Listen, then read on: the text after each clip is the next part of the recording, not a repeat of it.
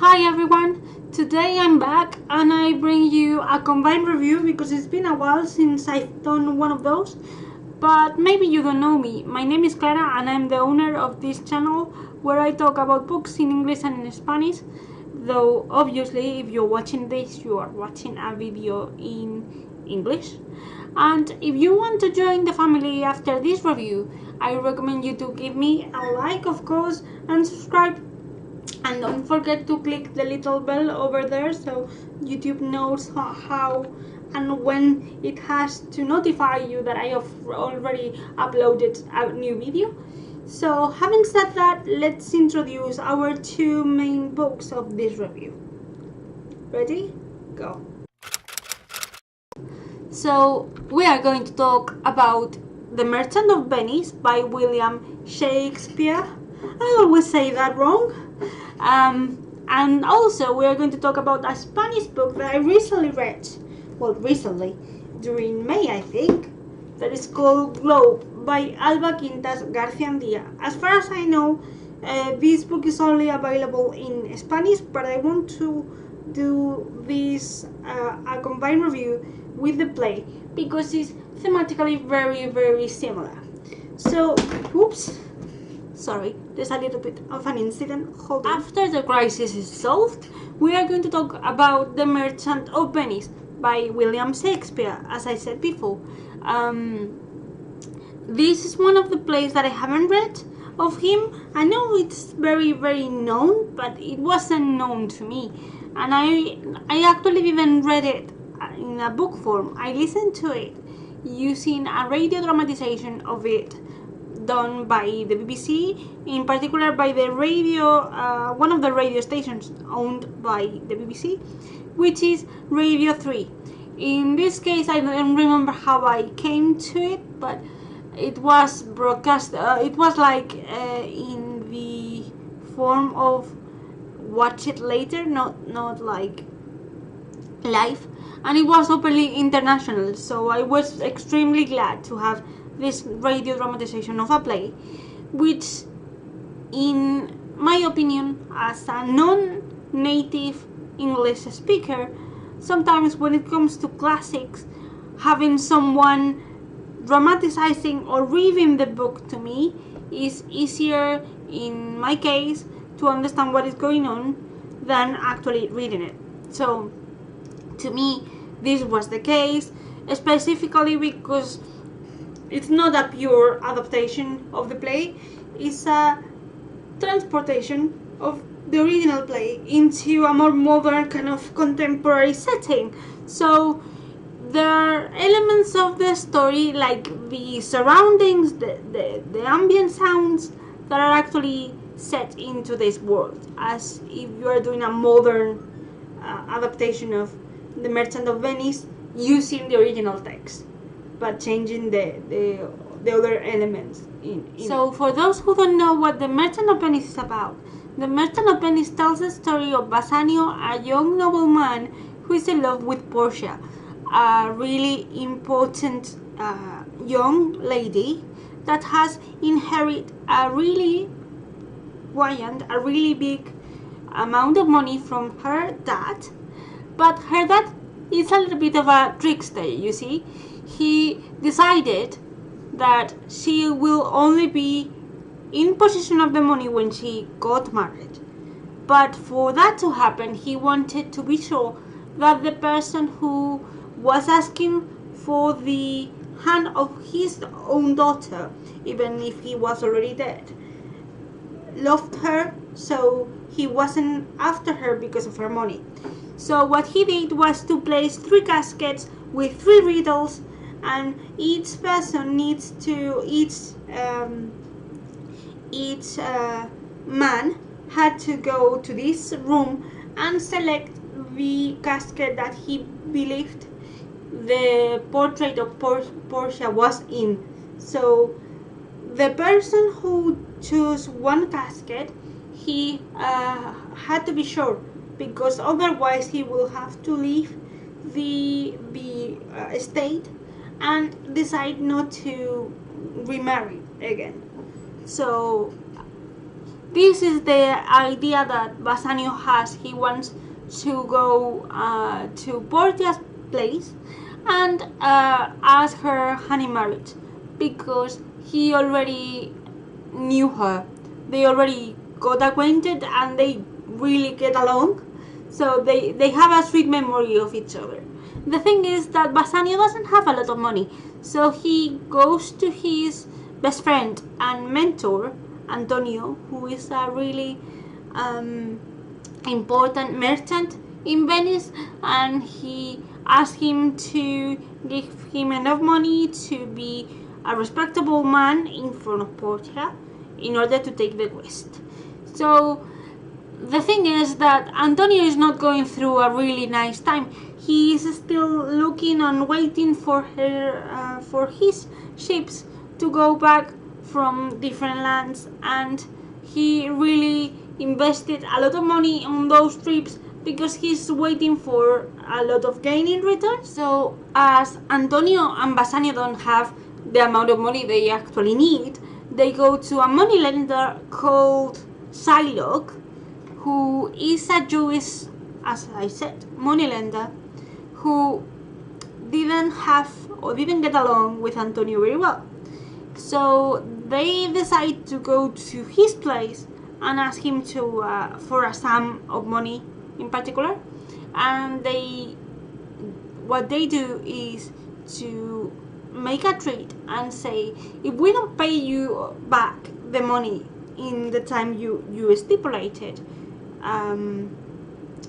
you can take as example, you can, as a proof of my willing to pay, you can take my ships, Antonio's ships. The thing is that Shylock, apart from that, he wants, in case that they don't pay, he wants to ask for Antonio's flesh in return, a pound of Antonio's flesh. You will probably be asking, okay, that's a little bit gruesome and extreme. Yeah. The thing is that Antonio, at least at the beginning of this adaptation, in a flashback, you know that Antonio actually disrespected and insulted Shylock's back then, when he was like more powerful, because of his Jewish, because of his religion actually. So Shylock is like holding the grudges because of that. So he wants revenge, and if they don't pay, he wants having Antonio's life in his hands. So I am not going to tell a lot more than that, but this is the important stuff in the story. As you can tell, having Shylock, a Jew moneylender, as a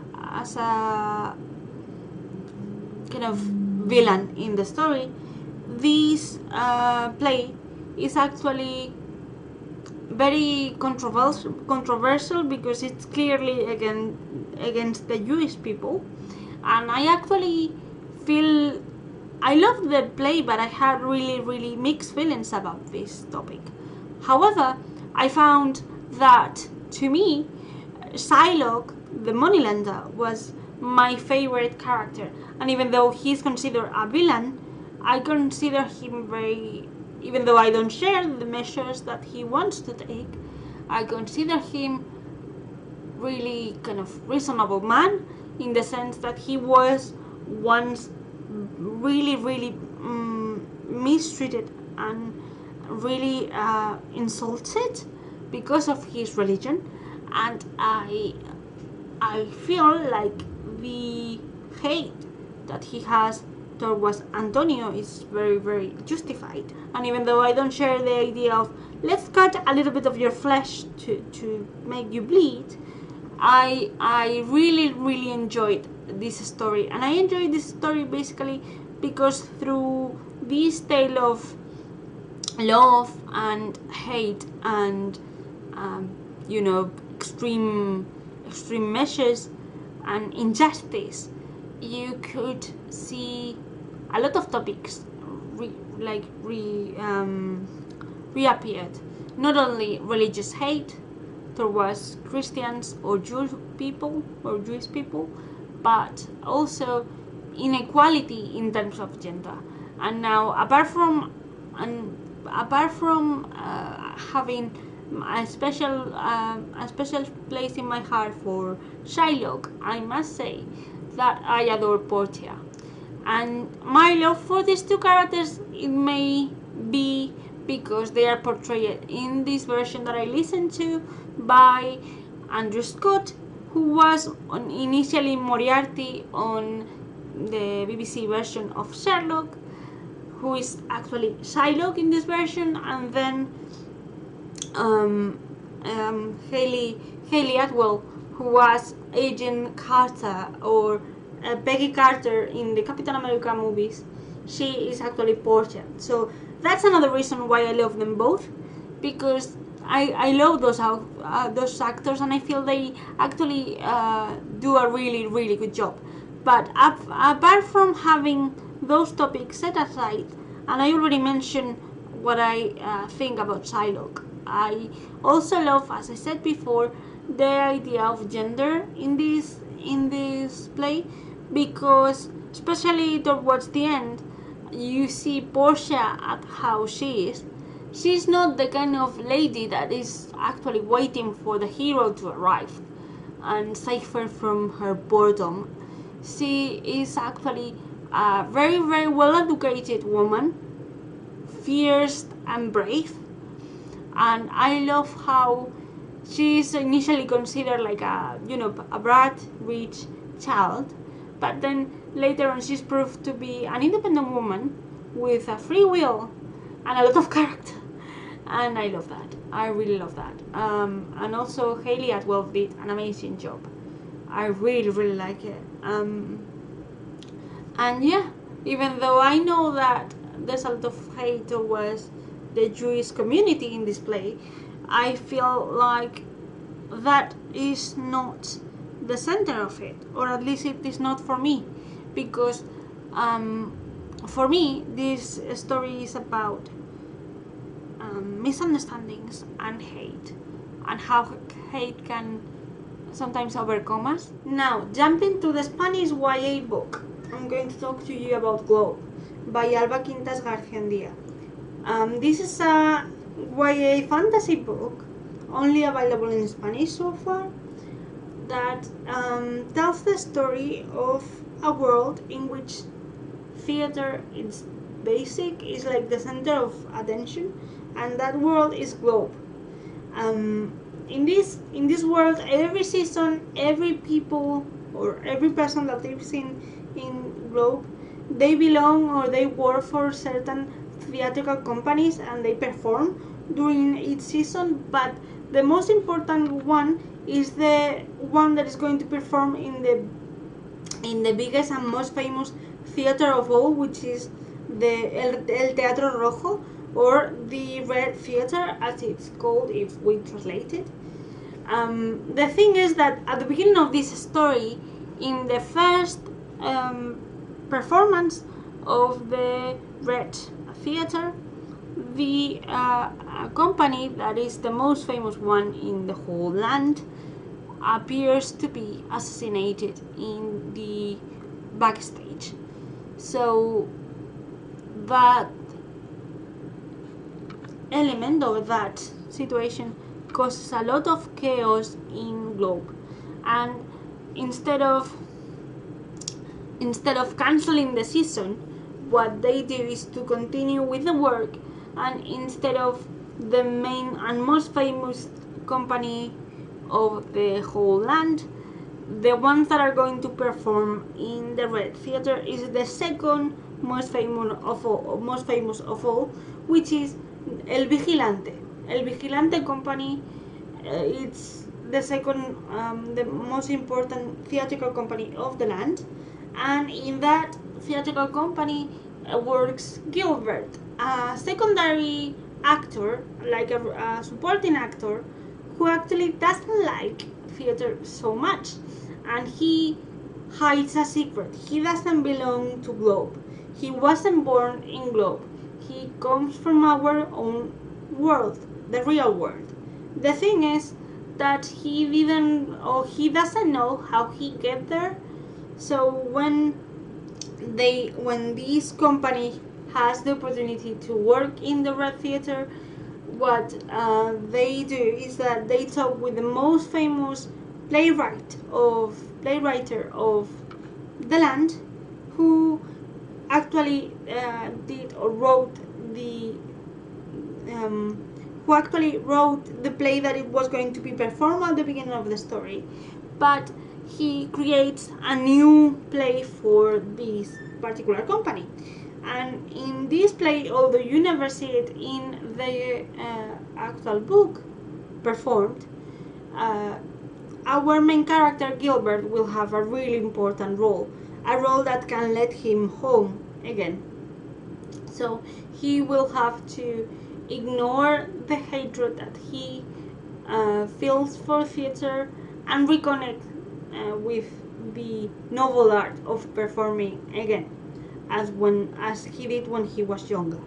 Having said that, I love this story because not only you have the intrigue of what happened to the most famous company of all, not only you don't know why Gilbert is in this weird medieval kind of world, and you don't know how he get there or how he will be out of it, but you know that if he works and if he performs well, he will get out of Globe, and that's his goal. But the thing is that you don't know how that's going to happen, not when every character or every person in the company is threatened by a kind of anonymous threat.